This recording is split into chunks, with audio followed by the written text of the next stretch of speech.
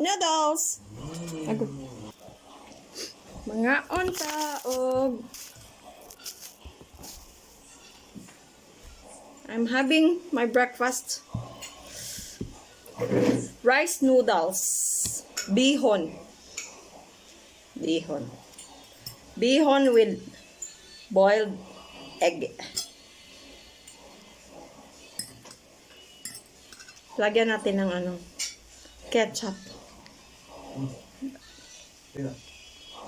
Ang bihon namin may siya, na siya'y beans and carrots and cabbage.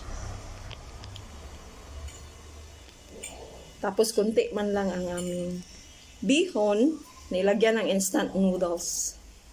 Panagsa lang may mag-instant noodles. Mga unta.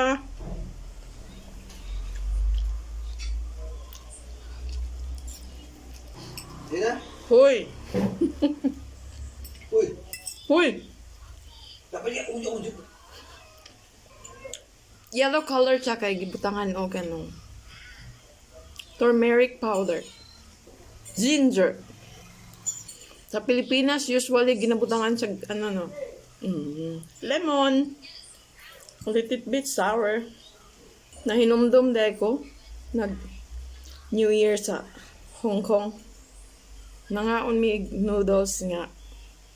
Noodles ra gyud, wala man lay subak.